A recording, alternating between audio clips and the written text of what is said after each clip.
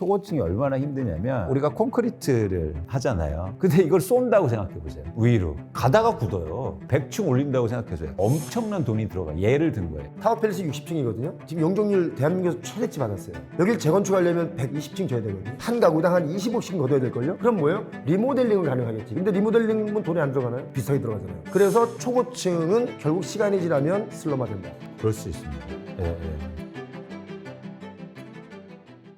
반갑습니다. 집값에 대해서 적나라하게 알아보는 시간 준비했습니다. 집값이 알고 싶다 표영호입니다. 자, 오늘도 역시 데이터로 정확하게 여러분께 자료로 보여드리는 김기훈 대표 모셨습니다. 어서 오십시오. 네, 반갑습니다. 자, 이광윤 대표님 모셨습니다. 어서 오십시오. 안녕하세요. 아, 반갑습니다.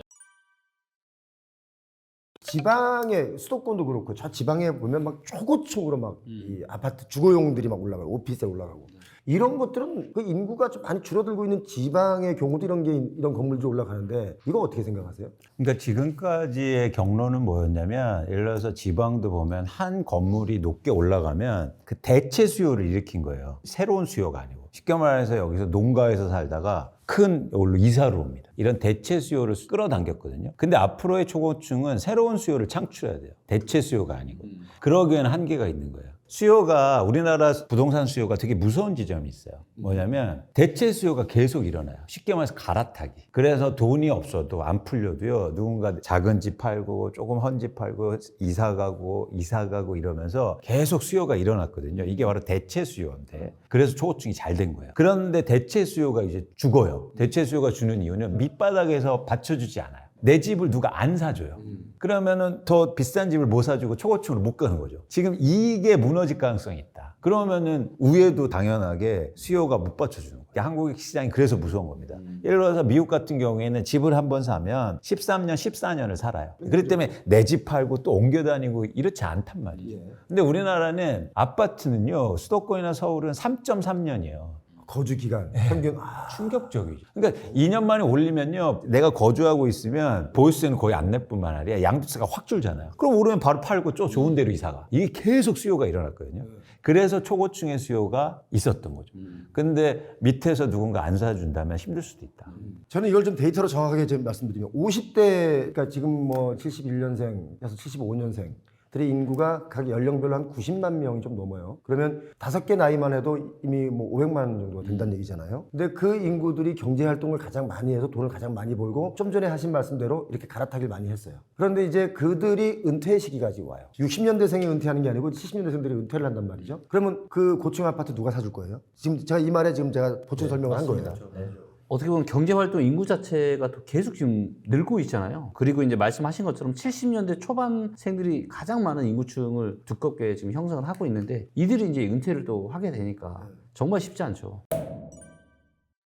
자, 특히 이 부분에 대해서는 제가 얼마 전에 분당을 갔는데요. 재건축 단지예요. 선도 지역으로 선정됐으면 좋겠다 하는 희망을 갖고 있어. 그래서 재건축을 함에 있어서 어떤 바람이 있나요? 물어봤더니 일단 내 돈이 안 들어갔으면 좋겠대. 누구나 원하는 거죠. 그리고 빨리 새 집에 살고 싶대. 이거는 그분들을 욕할 게 아니라 당연하죠. 인간의 욕구잖아요. 그럼요. 나는 어차피 내가 땅을 보유하고 있으니 좀 높게 지어서 다른 분양받은 분들이 그 가격을 좀 뭐 이렇게 상쇄했으면 좋겠어 라는 뜻이잖아요. 그런데 그렇게 부담금 없이 재건축할 수 있는 곳은 그렇게 흔치 않습니다. 거의 없죠. 그렇죠. 근데 거기 분당에 보니까 평균적으로 그 아파트들이 보유하고 있는 대지 지분이 한 13평에서 14평쯤 돼요. 그럼 보통 5층짜리를 25층, 21층으로 재건축할 때는 아파트를 그냥 받았어요. 이 정도의 대지 지분이면. 그렇죠. 뭐 경우에 따라 좀 다르게 있지만. 그런데 이걸 더 높이 올라가고 이제 이게 줄어들면 나중에 재건축이 어려운 거예요. 제가 타워팰리스를 예를 들면 타워팰리스 60층이거든요. 거기 지금 용적률 대한민국에서 최대치 받았어요. 900%가 넘게 받았죠. 여길 재건축하려면 120층 줘야 되거든요. 그럼 120층을 지을 때 건축 비용은 이게 건설사에 계셔보셨으니까 아시겠지만 20층 짓는데 만약에 20억이 들어. 그럼 40층을 짓는데 40억이 드는 게 아니라 60억이 들어가요. 그렇죠. 그리고 60층을 짓는데 60억이 아니라 뭐 120억 이제 예를 들면 이렇게 기하급수로 늘어나는데 60층짜리를 재건축을 하려면 지금 현재 타워팰리스에 살고 있는 분들에게 한 가구당 한 20억씩 걷어야 될걸요? 그런데 타워팰리스를 보유하고 있는 분들의 평균 연령이 70세예요. 그분들은 어떻게 20억, 30억을 끌어오나요? 물론 뭐 어디 저축해놓은 돈이 있으면 끌어오겠지만 그렇게 못한다는 거죠. 그럼 뭐예요? 리모델링은 가능하겠지. 근데 리모델링은 돈이 안 들어가나요? 비싸게 들어가잖아요. 그래서 초고층은 결국 시간이 지나면 재건축도 못하고 리모델링도 못하다 보면 슬럼화 된다. 그럴 수 있습니다. 예, 예. 진짜 그 초고층, 그러니까 우리가 사실 부동산의 본질이라는 건 사실 땅이거든요. 그러니까 표 대표님 말씀하신 것처럼. 그러니까 여러분들이 내가 아파트를 사도 너 땅 몇 평 갖고 있는지를 물어봐 줘야 돼요. 그러니까 예를 들어서 뭐 10층짜리 아파트를 사는데 이게 10억이다. 20층짜리 아파트는 새 집이라고 해서 땅은 적지만 10억이다. 그러면 이건 훨씬 싼 거예요. 전자가 땅이 많기 때문에. 그러니까 땅이 변하지 않는 거지 건물은 계속 변하잖아요. 그러니까 사실 여러분들이 내 집을 마련하든 투자로 보시든 땅의 본질에 대해서 집중하실 필요가 있다는 겁니다. 아까 또 공사비 말씀하셨는데 제가 예를 하나 드릴게요. 이게 초고층이 얼마나 힘드냐면 다 우리가 콘크리트를 하잖아요. 근데 이걸 쏜다고 생각해 보세요. 위로. 충격적이에요. 가다가 굳어요. 나 이 생각 못했어. 그게 생각해 보세요. 다 콘크리트를 해야 되잖아요. 우린 지금 여기서 뭐 20층 정도는 이렇게 올릴 수 있는데 그걸 막 100층 올린다고 생각해서요. 그럼 여기서 엄청나게 압으로 해서 쫙 쏴야 돼요. 그럼 그렇게 안 하려면 만약에 올라가면서 계속 콘크리트 차가 올라가서 올리고 해야 그건 되겠네. 불가능해요. 불가능해요? 그래, 불가능하죠. 그렇기 때문에 이게 엄청난 돈이 들어가. 예를 든 거예요. 그것처럼 사실은 초고층에 되면 기술적이나 그 공사비가 기하급수적으로 들어가기 때문에 이렇게 재밌는 얘기는 저기 이 머니에서 하지 말고 우리 표용호 TV 와서 하시지. 더 많습니다. 아 그래요? 네, 더 많습니다. 감춰놨다는 그냥 거예요. 오늘은 그냥 프리퀄. 오늘 주제가 이거 한번 좀 짚고 넘어가야 되는데 이제 때가 왔거든요. 4월 위기론. 때때마다 부동산 시장에는 항상 위기론이 있었어요. 그 위기론이 현실이었던 적도 있고 아닌 적이 더 많았는데 4월 위기론. 왜 이런 4월 위기론이 나왔을까요? 일단 가장 큰 이유는 부동산 PF 때문이고요. 우리나라 부동산 PF가 지금 135조 원 정도 있고 일부에서는 200조 원 정도 된다고 하는데 4월 이후부터 만기가 돌아오고 그다음에 건설사나 시행사들이 위험에 빠질 수 있다 이런 얘기가 들어오니까 일단 그것 때문에 부동산 시장에 위기설이 나오고 있는 상황입니다. 그래서 왜 그게 4월이냐면 이제 총선 때까지는 이런 것들을 다 이슈화 안 하고 묻어가지만 총선이 끝나고 나면 이제 볼 거 다 봤잖아요. 그러니까 그때 이제 뭔가 문제되는 것들은 터트린다. 그래서 4월 위기론. 4월 위기론이 온다 안 온다. 뭐 4월에 올지 언제 올지는 그 누구도 모르겠죠. 하지만 이제 데이터를 보시면 이제 요게 이제 저는 부동산 PF 문제는 미분양 데이터랑 연관이 좀 많다고 좀 보고 있어요. 보시면 이제 22년도에 이제 실거래가 공개되면 가장 큰 폭락세가 나왔는데 이때 이제 보시면 미분양이 이렇게 쭉쭉쭉 늘어났었거든요. 근데 이제 정부가 23년 1월 달에 1월 3일 부동산 대책 이후에 미분양이 계속 줄어들다가 최근 다시 3개월 연속 계속 다시 미분양이 증가하고 있습니다. 그래서 미분양이 증가한다라는 거는 분양이 돼야 결국은 돈이 건설사나 시행사로 들어갈 거고 부동산 PF 문제도 잠잠해질 텐데 미분양이 다시 늘어난다는 건 뭐죠? 돈이 지금 회수가 안 되는 거잖아요. 그렇죠. 재고만 지금 쌓이는 거고. 근데 여기에 4월 달에 또 어떤 데이터가 있냐면 분양 물량이 엄청나게 지금 4월에 증가합니다. 그래서 4월 달에 4만 채 이상을 또 분양을 해요. 근데 미분양이 증가하고 있는 이런 시점에 분양 물량이 이렇게 엄청나게 증가를 한다? 저는 그렇게 되면 아마 또다시 미분양이 지금 이때처럼 이렇게 증가를 하지 않을까. 그리고 이렇게 미분양이 증가를 한다라면은 안 그래도 지금 불안불안한 이런 상황에 언제 폭탄이 터질지 모른다. 그래서 뭐 이게 총선 이유가 될지 언제가 될지는 모르고 저는 개인적으로 24년 부동산 시장은 저는 상중 하저로 보고 있는데 아마도 빠르면 7, 8월 달 늦어도 한 9월, 10월 이 정도에는 뭔가 좀 문제가 생기지 않을까 그렇게 좀 보고 있습니다. 근데 저 미분양 아파트 수치가 김경원 대표가 보여드리는 게 되게 흥미로운 지점이 있는데요. 저게 예를 들어서 거의 뭐 9만 가구 이상 찍다가 내려오는데 저 내려온 이유가 있어요. 시장이 좋아서가 아니고 분양을 안 했어요. 못해서. 분양을 못했기 때문에 자연스럽게 할인 분양하면서 기존의 미분양은 줄어들었고 신규 미분양이 없었던 거예요. 그동안 그냥 분양 안 하고 버텼던 거죠. 근데 이제 PF 만기가 돌아오니까 말씀하신 것처럼 4월 때부터 어쩔 수 없이 분양을 해요. 근데 성과가 안 좋으니까 미분양이 증가할 거예요. 그러니까 저 줄어든 걸 사람들이 보면서 시장 좋아졌네가 아니고 더 나빴기 때문에 분양을 못 한 거예요. 예. 그래서 줄어드는 거다. 예, 그래서 저 때 이제 신규 분양이 확 주는데 이제 어쩔 수 없이 분양을 해야 되니까. 그러니까 미분양이 더 증가할 수 있는 거죠. 보통 PF로 부실로 인해서 이게 터지면 분양을 했는데 바로 미분양이 났다 해서 바로 터지는 게 아니라 항상 그 기간별로 트리거를 걸어 놓지 않습니까? 언제 기간 동안 몇 %의 분양을 하지 못하면 어떤 책임을 져라. 또 그래서 그게 또 몇 개월 지나서 몇 %가 분양이 안 되면 할인 분양을 해라. 이런 게 이제 신탁사에서 시행사나 이런 데다가 이제 항상 이걸 걸어 놓잖아요. 그래서 저는 4월 위기론보다는 늘 위기론. 음. 24년은 그렇죠. 늘 맞아요. 언제 어디서 터질지 모르니까. 24년은 뭐 4월 위기론이 맞다 안 맞다의 개념보다 5월이든 6월이든 7월이든 갑툭튀. 맞아요. 태형건설도 갑툭튀였잖아요. 그런데 말은 많았었단 말이에요, 그 전에. 그러니까 그것처럼 늘 위기론이 아닌가. 지금 제가 제 주변에 있는 아파트 이런 게 아니라 그러니까 일반 그 상업용 부동산을 짓는 그 시행사들이 PF로 넘어가지 못하고 브릿지론만 몇 번 이렇게 연장하다가 그것조차 이제 안 되니까 땅이 공매로 나온 땅들이 있단 말이에요. 강남 땅 중에. 많이 나오고 있다고 하더라고요. 예. 그리고 뭐 아파트를 짓거나 대형으로 오피스를 짓는 뭐 파주나 동탄 같은 데서 LH에서 분양받은 땅들이 있단 말이에요. 시행사에서 그 땅들도 역시 마찬가지로 계약금만 치러놓고 중도금을 계속 못 내고 진행이 안 되는 거예요. PF로 못 가고 있고 그러다 보니까 그런 땅들에 이제 여러 가지 부실 문제가 터져 나오면 순식간에 부도가 나는 소리도 막 나오고 하겠다. 지금 시중에서 뭐 이런저런 이야기 들리는 걸로는 뭐 일군 건설사들도 몇 군데 또 무너질 거다 뭐 이런 이야기들도 설들이 좀 나돌고 있잖아요. 예. 명단까지 제가 못 들어봤습니다. 예. 혹시라도 뭐 듣더라도 뭐 특정 건설사를 얘기하는 거는 좀 그게 이제 금융시장하고 특히 부동산에서는 좀 유의할 게 있는데 뭐냐면 이거 비슷한 일이 정확하게 2009년부터 2012년까지 있었거든요. 그러니까 10년 전에 그때도 100대 건설사 중에서 거의 40개가 워크아웃과 법정 관리에 들어갔는데 그때 이제 저 애널리스트였으니까 명단이 계속 돌아요. 막 찌라시로. 근데 저는 투자자들이 그것 좀 알려줘 했을 때 저는 알려주지 않았어요. 왜냐면 그 건설사가 위기에 빠지고 이런 것, 그걸 정보도 사실 의미가 있지만 그 회사에 다니는 분들이 있잖아요. 그러면 그런 얘기를 근거 없이 했을 때 얼마나 그 불안하고 힘들 겁니까? 아마 근데 그분들 거기 다니고 있는 그분들은 이미 다 알고 있는 내용들일 거예요. 근데 의외로요, 그 안에 있으면 몰라요. 그래요? 네, 그렇죠. 그게 왜냐면 회사에 다니고 있으면 현장에서 막 열심히 일하고 있는데 회사가 사업을 못하고 땅 잘못 사고 이런 거 잘 모르거든요. 그러니까 사실 그런 차원에서는 직원들도 그 내용을 모르실 가능성이 있습니다.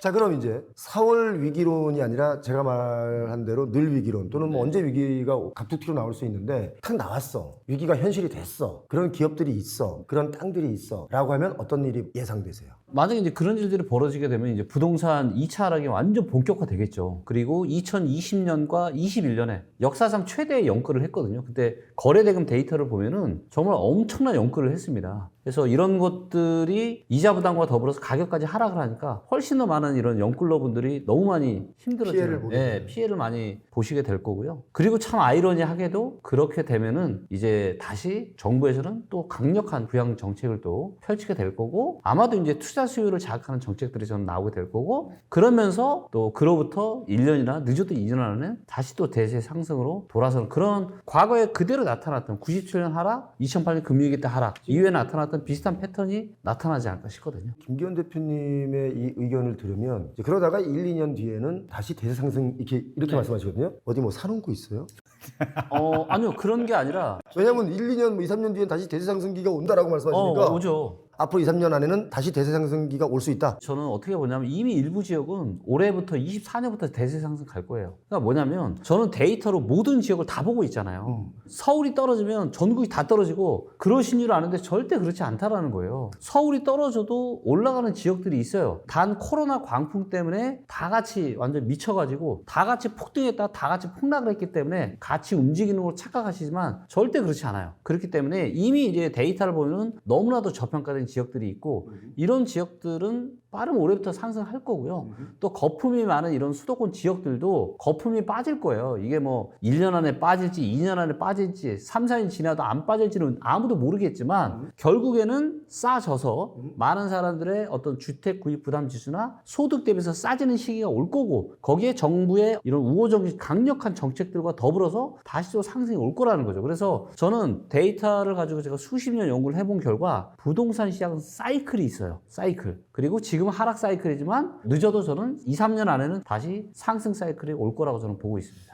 보통 10년 주기가 이제는 좀 사이클이 짧아져서 한 2, 3년 뒤를 예상하신다 이거죠. 네. 이광수 대표님께 그 똑같은 질문 던져도 될까요? 그럼요. 근데 지금 김기현 대표님 말씀하신 것 중에 굉장히 중요한 게, 그러니까 조건 반사거든요. 일종의. 그러니까 뭐냐면 떨어지는 게 우선이어야 돼요. 그렇죠. 그러니까 그냥 오르지는 않아요. 그래서 그 떨어지는 걸 봐야 돼요. 떨어지지 않으면 안 오를 거예요. 그리고 또 떨어지는 폭에 따라서 오르는 폭도 달라지겠죠. 그래서 정확하게 이게 일종의 상관관계가 높게 나타나는데 많이 떨어질수록 많이 오를 거예요. 그래서 강남이 좋은 거예요. 많이 빠지니까. 그래서 그런 차원에서 일단 조건이 하락이 먼저 돼야 된다. 근데 이제 하락의 시점을 저희가 예측하기는 힘들죠. 그래서 뭐 올해 말이 될 수도 있고 내년이 될 수 있고. 그래서 저희가 계속 예를 들어서 표영어 TV도 보고 리치고도 보고 계속 그래야 된다는 겁니다. 그러니까 그게 예를 들어서 내년에 빠집니다. 그러면 1년 동안 노실 거예요? 그렇죠. 그건 아니죠. 그러니까 저희가 계속 시장을 보고 변화를, 그러니까 저는 이 말을 좋아하는데 때를 기다리는 게 아니고 기회를 기다리는 거예요. 때를 기다리면 시점에 대해서 물어보죠. 그래서 맨날 그러는 거예요. 언제 빠져? 아니에요. 기회를 기다리는 거예요. 기회를 기다리려면 질문이 바뀌어야 돼요. 뭐냐면 언제가 아니고 그때는 어떤 조건이야? 이렇게요. 그래서 저희는 그 조건에 대해서 이제 생각을 할 필요가 있다는 겁니다. 저는 우리 김기현 대표님하고 약간 의견의 차이가 있는데 뭐 물론 데이터를 정확하게 보고 하시는 말씀이니까 근데 모든 데이터대로 움직이면 너무 쉬운 경제 방향 아니겠어요? 그런데 항상 예상하지 않은 시점으로 흘러가니까 우리가 이렇게 세 명이 모여서 토론도 하는데 저는 2, 3년 뒤면은 오히려 매도의 양이 더 늘어나고 그 아파트나 이런 주거용 부동산 이런 부동산을 팔려고 내놓는 분들이 더 늘어날 것이다. 물론 뭐 국지적일 수는 있으나 큰 시선으로 보면 대세적으로 그럴 것이다. 왜 그러냐? 이제 그 아파트를 가지고 있는 60대들의 은퇴자분들이 그 영무기지론 신청하신 분들이 많이 있어요. 네. 이제 은퇴 후에 이제 모기지론 통해서 대출을 일으켜서 이제 사는 거죠. 그런데 집값이 더 떨어진다라고 이제 가정을 하면 그 모기지론에 아직 가입하지 않은 분들은 모기지론을 신청하는 게 아니라 얼른 집을 팔아서 엑시티 하려고 그러는 거죠. 더 떨어지니까 엑시티 했다가 뭐 나중에 어떻게 다시 살까? 좁은 평수로 이사를 갈까? 그래서 아마 좀 매물량이 좀 더 늘어날 수 있다. 물론 그 매물을 소화하는 것은 말씀하신 대로 가격이 떨어지면 소화가 되겠죠. 그런데 어쩌면 21년에 최고가를 맛을 본 분들이기 때문에 계속 그걸 잊지 못하고 있다는 거예요. 그래서 저희한테 가끔 항의성 댓글이나 질문을 하는 분들 중에 하나가 네이버에 봤더니 호가는 하나도 안 떨어졌는데 어디가 떨어졌냐? 그 네이버에 나온 호가는 매도하려는 사람의 그 의향 가격인 거예요. 희망가예요. 의지. 이거 정확하게 의지야. 근데 그분들의 의지를 우리가 다 받아줄 수는 없으니까. 그죠? 정신승리 어떻게 보면. 정신승리, 그렇지. 이 두 분이 국어책 사전 보고 오셨어요? 그래서 저는 오히려 그런 것보다 진짜 실질적으로 가서 보시면 호가도 조금씩 지금 잠실의 경우가 대단지 아파트가 많은데도 불구하고 많다 보니까 어떤 게 있냐면 거래량이 좀 많아질 거 아니에요? 그 많아지는 거래량도 보면 대다수가 호가가 내려온 것들만 거래가 된단 말이에요. 올라가는 것들은 거래가 안 되고 있다는 거예요. 그래서 저는 2, 3년보다는 좀 더 긴 텀이 될 수 있다. 이게 뭐 폭락은 아니지만 어쩌면 전반적으로 쇠락의 기운이 있다. 툭 떨어졌다. 이거보다는 점차적으로 우리가 왜 말라 죽는다는 표현이 있죠. 왜냐하면 이 부동산 PF 위기나 이런 것들이 다 이제 슬슬 도드라지기 시작하면서 조금씩 말라갈 것이다. 나무들이 나뭇잎을 가을에 떨어뜨리잖아요. 이게 떨어뜨리는 이유가 겨울에 추울 때 얼어 죽지 않기 위해서거든요. 수분을 다 빼는 거거든요. 그래서 수분을 다 뺀 나무는 그 다음에 봄에 다시 수분을 흡수해서 엄청난 나뭇잎을 만들어내듯이 부동산도 마찬가지로 그렇게 뭔가 말라가는 과정이 한 번은 반드시 있는데 그게 2, 3년 텀은 아닐 것이다. 저는 뭐 이렇게 말하면 말장난이 아니라 3, 4년, 4, 5년은 될 것이다. 최소한. 저도 이제 일부 공감하는 건 뭐냐면 제가 이제 두 가지 시나리오를 예상을 하거든요. 완만한 하락세, 급격한 하락세. 그래서 우리가 하락장이 크게 두 번이 있었잖아요. IMF 때가 있었고 금리위기 때가 있었고 금리위기 때도 한번 크게 떨어졌다가 데드캣 바운스 나오고 그리고 쭉 빠진 거였거든요. 그리고 굉장히 완만하게 2013년까지 빠졌어요. 근데 저는 이번에는 우리가 22년 하반기에 엄청난 폭락세가 나왔잖아요. 그리고 반등 나왔다가 또 떨어지다가 지금 잠깐 지금 살짝 지금 스물스물 하고 있는 건데 표영호 대표님 말씀대로의 시나리오로 가려면 저는 완만한 하락으로는 그렇게 길게 갈 거라고 봐요. 3, 4년 갈 거라고. 하지만 저는 확률적으로 데이터를 봤을 때 완만한 하락보다는 저는 급격한 하락의 가능성에 좀 더 무게를 많이 두고 있거든요. 그래서 급격한 하락이 저는 1년 안에 올 가능성이 아주 높다고 보고 있어요. 다시 2차, 3차. 2차 급격 하락이. 그렇게 되면은 본질적인 가치 대비해서 훨씬 많이 싸지는 시기가 오게 될 거고, 그래서 저는 어떤 매수 타이밍도 더 빨리 올 수 있다. 이렇게 이제 바라보고 있는 거죠. 자, 이 뭐 데이터를 보고 이제 그렇게 예측한 거니까. 네. 이광수 대표님은 이 사이클에 대해서 어떻게 생각하세요? 이 부분에 대해서만. 그러니까 이게 김기현 대표는 정확한 말씀하셨는데, 근데 저희가 좀 볼 때 뭐냐면 이 자산 가격의 변동은요 이유가 다 있거든요. 그렇게 급격하게 하거나 천천하게 하락하는 그 둘 중에서 결정하려면 지금까지 그 가격이 어떻게 형성된가를 봐야 돼요. 말씀하신 것처럼 이렇게 꾸준하게 높게 올랐으면 꾸준하게 하락할 거예요. 표 대표님처럼 제 예상은. 근데 2019년, 2020년, 2021년 급격하게 올랐기 때문에 급격하게 빠질 가능성이 있어요. 그래서 저는 마찬가지로 공감을 하는 겁니다. 저희가 수치를 보거나 변화를 보면 급격하게 오른 자산은 급격하게 빠질 가능성이 크단 말이에요. 계속 오른 자산 반면에 계속 빠지고. 그래서 이제 우리나라 부동산을 보면 전자가 사실은 가능성이 좀 있다고 보는 거예요. 이 전자가. 왜냐면 가파르게 올라서. 21년 최고가에 사신 분들은 우리가 주식용으로 따지면 반대매매 당할 수도 있고. 그렇죠.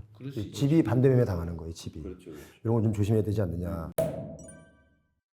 제가 이제 얼마 전에 그거 하나가 좀 많이 신경이 쓰였는데, 이제 은퇴하시고 나서 서울의 고가의 아파트를 계속 보유하기보다, 왜냐면 젊은이들은 다 외곽으로 빠지고, 이 서울에는 연세 드신 어르신들만 살다 보니까 이게 점점 더 이렇게 생동감이 줄어들고, 진짜 일을 해야 되는 젊은이들은 먼 데 살잖아요. 그래서 이걸 유럽에서나 이런 데는 오히려 이 집을 선순환시킨다는 거예요. 젊은이들이 안으로 들어와 살게 할 수 있는 정책을 내놓고 이들은 노인들, 뭔가 액티비티한 노인들이 가서 살 수 있는 그 지역을 만들어준다는 거예요. 도시건설을 한다는 거예요. 이분들은 글로 이사를 가는 거예요. 이 집을 그 다음 세대에게 주고 준다는 거에 여러 가지 세제 문제도 있고 여러 가지 있겠지만, 그래서 이걸 정확히 순환이라고 그래요. 주택의 순환. 인생 주기에 따라서 연령대에 따라서 사는 사람들에 따라서 순환해서 계속 일자리가 있는 도시에 살게 한다. 이런 얘기들이 지금 나오고 있거든요. 근데 이게 지금 이제 약간 긍정적이에요. 그래야지라는 생각을 갖고 있는데 현실적으로 돈의 문제가 또 얽혀있기 때문에 그래야 젊은 사람들 와서 살아라, 내가 싸게 줄게 라지는 않는 거죠. 이 부분은 어떻게 생각하세요? 그래서 그게 자연스러운 과정이잖아요. 근데 그런 자연스러운 과정이 어디하고 연결되냐면 자연스럽게 중심 도시의 노후하고 연결돼요. 그러니까 예를 들어서 중심 도시는 일자리도 많지만 상대적으로 주택이 노후화되어 있거든요. 그래서 자연스럽게 시간이 갈수록 싸져요. 임대료도 싸지고. 그래서 젊은 층이 예를 들어서 슬럼이라든가 싼 집에 사는 거예요. 그게 자연스러운 흐름이에요. 모든 도시들이. 그래서 일종의 직주 근접인 그 주택들은 상대적으로 임대료가 싸요. 그런 공간이 필요하다는 거죠. 그런데 우리나라는 반대잖아요. 지금 반대로 하겠다는 거잖아요. 그러니까 예를 들어서 외곽에 막 새 집 만들어 놓고 넓게 만들어주면, 예를 들어서 내가 굳이 직주 근접이 필요한 없으신 분들은 거기서 가고, 자연스럽게 젊은 층은 여기서 임대료가 싸진 노후주택에 들어와서, 제가 젊은 층을 노후주택에 살라는 말이 아니고요. 그게 자연스러운 변화라고요. 근데 우리는 그걸 안 하겠다니까 사실 문제가 지금 저는 커질 수 있다. 제가 아는 유명한 아나운서, 그리고 남편은 변호사. 근데 집이 저기 일산 해일이 마을인데 별거 한 지 한 10년 됐어요. 본의 아니게. 왜냐면 왜? 집이 멀어서? 왜냐면 이 아나운서는 이제 여의도 쪽 어디니까 이제 해일이에서 그나마 뭐 한 50분 이렇게 다닌단 말이에요. 그런데 이제 남편은 서초구 쪽에 이제 법원 앞에 자기 사무실들이 있고 일터가 있으니까 여기는 1시간 반까지 와야 되는 거예요. 너무 피곤하니까 그 앞에 오피스를 하나 얻어놓고 여기서 이제 평일엔 여기 있고 주말엔 가는데 그렇게 부부 사이가 좋아. 왜냐면 물어보니까 일요일날 한 번 본대잖아. 자주 안 봐서. 본의 아니게 이런 경우가 있는 거예요. 근데 그분들 후회해서 다시 그분들이 이제 그 해일이 쪽에 그 주택을 팔고 이제 다시 서울로 들어와서 살려는, 이분들 이제 좀 있으면 은퇴하시는 분들이거든요. 근데 말씀하신 게 되게 중요해요. 제가 인간관계에서 되게 중요하다고 생각하는 게 그게 있어요. 스타 이퀄리브리엄이라는 게 있는데, 이건 뭐냐면 별은요 떨어져 있어서 빛나는 겁니다. 가까이 있으면 불타버려요. 그래서 스타 이퀄리브리엄, 그 균형을 맞추는 거예요. 그러니까 저는 인간관계가 너무 붙어 있으면 별로. 근데 어떻게 보면 그런 거 아니에요? 저는 이제 제가 사업을 하면 제가 느끼는 건데, 아무리 이제 친한 형 동생으로 한 10년을 지내왔어도 막상 일을 하면은 너무 다를 수 있잖아요. 그래서 저는 개인적으로 어떤 생각을 하냐, 불타는 게 아니라 붙어 있을 때 진짜 그 사람의 본색이 드러나잖아요. 그래서 저는 더 좋더라고요, 개인적으로. 그거는 왜냐면 진짜 모습을 보이니까. 그건 김기현 대표님이 너무 훌륭하셔서 그래요. 아유, 보통 불탑니다. 이광수 대표님의 말은 그렇게 서로 뭔가 불편해지는 게 싫으니까 차라리 떨어져 있으면 계속 빛난다. 그렇죠. 그 의미고, 여기는 한 번 더 어떤 사람인지 알아보자고 붙는 경우에 만 실망했으면 그게 되잖아. 빛날 수는 있지만 또 그만큼 어떤 깊은 인간관계가 없고 그냥 어떻게 보면 그냥 끼식으로 되는 거잖아요, 인간관계가. 근데 진짜 제가 김기현 대표 오래전부터 배웠는데요. 너무 훌륭하세요. 남을 배려를 너무 잘해요. 항상 아니 제가 몇 번 뵀는데 제가 더 나이가 한두 살 더 위거든요. 그런데 제가 배려를 더 많이 해야 되는데 알고 보면 뭐 자기가 형처럼 배려를 많이 해요. 그러니까 훌륭한 거 그거. 자, 여러분 부동산도 제가 볼 때는 우리 대표님 말씀하신 대로 이렇게 너무 내가 좋아하고 막 선호하는 아파트를 막 가려고 막 가까이 다가가다 보면 빚지고 힘들어질 수 있으니까 오히려 부동산도 지금 우리 말씀하신 대로 스타 이퀄리브리요. 해서 좀 거리를 두면서 관망하는 것도 나쁘지 아 너무 좋습니다. 그거 진짜 좋은 말씀이시죠. 이제 요거는 이제 다 하신 말씀을 제가 숟가락 얹어서 정리한 멘트니까. 예. 자, 부동산 시장 알아봤습니다, 여러분. 고맙습니다. 여기까지 하겠습니다.